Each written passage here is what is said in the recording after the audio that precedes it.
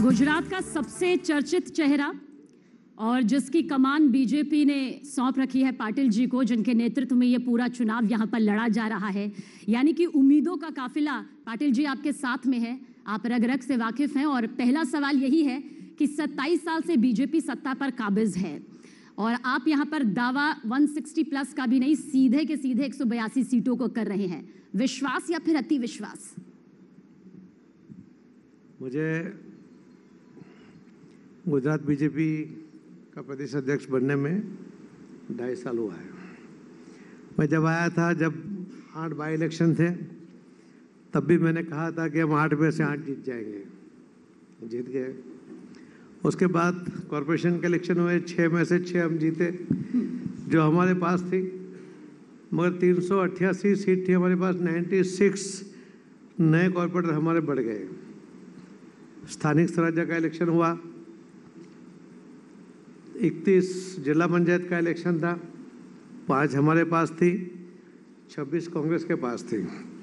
कांग्रेस को बहुत ज़्यादा उम्मीद थी, मगर भारतीय जनता पार्टी के कार्यकर्ताओं ने लोगों के साथ मिलकर पानी फेर दिया। हम 31 में से 31 जीत गए। हम नगर पालिका 81 थी, 79 जीते। हम तालुका पंचायत 231 थी, उसमें से 213 जीते।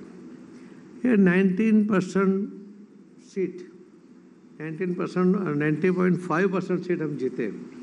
जो हमने पहले से कहा था कि हम इतने सीट जीतेंगे, जब वहाँ हमारा कुछ भी नहीं था।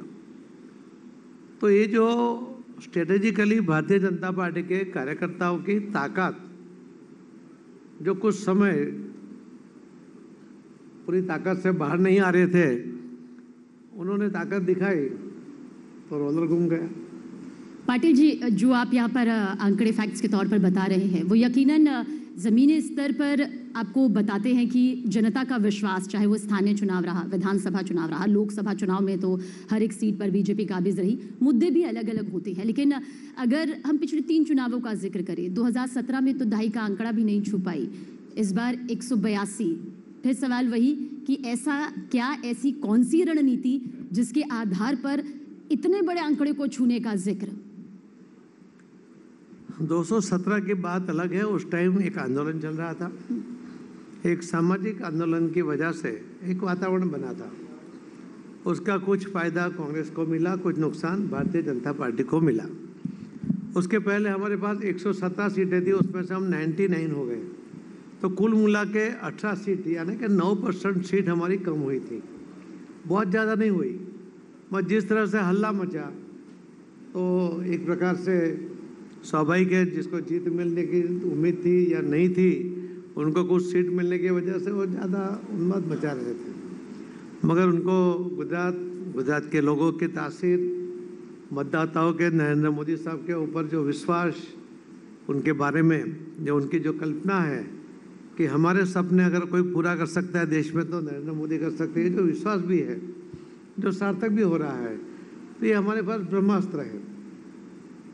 और इसी के आधार पर जब हम इलेक्शन में जाते हैं, तो जिस गुजरात मॉडल के ऊपर पूरे देश के लोगों ने नरेंद्र मोदी साहब को 1 नहीं 2 बार देश का सुकान दिया है, और उन्होंने 8 साल के अंदर जिस तरह से लोगों की कल्पना साकार करने के लिए कोशिश की है, जो सफल भी हुई है, उसी की वजह से भारतीय जनता पार्टी के कार्यकर्ता में एक प्रकार का उत्साह है।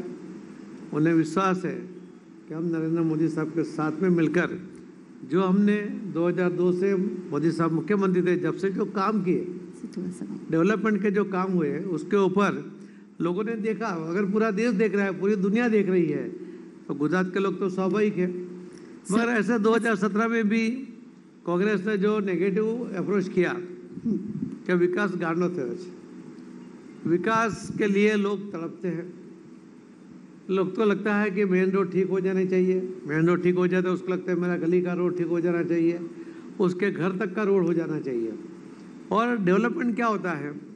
डेवलपमेंट में सिर्फ इंफ्रास्ट्रक्चर नहीं होता, डेवलपमेंट की वजह से नए लोग आते हैं। लेकिन पाटिल जी, आप मानते हैं कि जिस विकास का जिक्र किया जा रहा है वो विकास वाकई 2017 से लेकर इन 5 सालों में हुआ है, क्योंकि जिस तरह से कई विधायकों के टिकट कटे, कई बागी सुर निकल रहे हैं, नए चेहरों को मौका भी यहाँ पर दिया जा रहा है और गलत नहीं है, नए चेहरों को मौका मिलना भी चाहिए। लेकिन 2 दिग्गज जिनके बारे में मेरे ख्याल से नितिन पटेल जी और रूपाणी जी, आपको क्या लगता है, अगर पीछे हटने की बात कह रहे हैं या नए चेहरों की बात कर रहे हैं तो ये मतभेद है या फिर मनभेद? देखिए, भारतीय जनता पार्टी है, उसके अंदर नए लोग आए, उसके लिए भारतीय जनता पार्टी की एक परंपरा रही है। हर बार 20-25% सीटें कटती है। इस बार भी 39 182 में से आप देखेंगे तो 20% से कम सीटें कटी है। तो मतलब वहाँ के विधायकों के काम से खुश नहीं थे या लगा कि नए चेहरों को मौका देकर उनसे बेहतर किया जा सकता है? कोई एज की वजह से कटता है, कोई बहुत सालों से, जैसे नितिन भाई 29 साल से इलेक्ट हो रहे हैं, उन्होंने खुद कहा कि मुझे नहीं लड़ना है, इस बार नहीं लड़ना है, ऐसा कहा है। ऐसा नहीं कहा कि मैं यहाँ से बाहर निकल रहा हूँ या रिजाइन कर रहा हूँ। विजय भाई यहाँ मुख्यमंत्री रहे, उन्होंने संगठन से लेकर जो बात की, काम किया, उन्हें संगठन का अध्यक्ष भी बनाया गया, उसके बाद राज्यसभा में गए, मुख्यमंत्री भी बनाया गया, तो उनको एक तृप्ति की भावना भी होती है। स्वाभाविक उन्होंने भी कहा कि नए लोगों को लाना चाहिए और नए लोगों को जिताने के लिए वो कोशिश कर रहे हैं। जैसे राजकोट में 4 लोगों को टिकट दिया है, चारों 4 के फॉर्म भरने के लिए खुद विजय भाई साथ में खड़े थे। नितिन, मैंने कहा कि मैं महसाणा छोड़ के जाने वाला नहीं हूँ, यानी महसाणा जिला की सीट, उसके ऊपर भी मेरा पूरा ध्यान रहेगा, तो वो भी वो काम कर रहे हैं। हर व्यक्ति, हर कार्यकर्ता, उनकी मानसिकता ही भारतीय जनता पार्टी में होती है कि टिकट मिले या ना मिले। पर गुजरात की सियासत में इतना हलचल जो कि पहले कभी देखने को नहीं मिला। आनंदीबेन पटेल के बाद रूपाणी जी और उसके बाद वो गए तो सब कुछ बदल गया और ऐसा बदला कि लगा ये बदलाव क्या वाकई हो सकता है, मतलब राष्ट्रीय स्तर तक में इसकी बातचीत यहाँ पर शुरू हो गई। उसका नतीजों पर कोई असर देखते हैं क्या? देखिए, विजय भाई ने पूरे 5 साल मुख्यमंत्री के रूप में काम किया है, तो उनका पीरियड ही 5 साल का होता है, तो 5 साल तो उन्होंने पूरे किए ही हैं। स्वाभाविक है, दूसरे को मौका मिलना चाहिए। तो नए मुख्यमंत्री आए, भूपेंद्र पटेल आए, तो वो काम कर रहे हैं। ये अगर सालों तक परिवारवाद की तरह ही पार्टी चलेगी तो धीरे धीरे वो खत्म हो जाती है। भारतीय जनता कार्यकर्ता के, पार्टी के लोग कार्यकर्ता के आधार पर हम काम करते हैं। इसी के लिए हम इतने दावे के साथ कह सकते हैं कि हम जीत जाएंगे।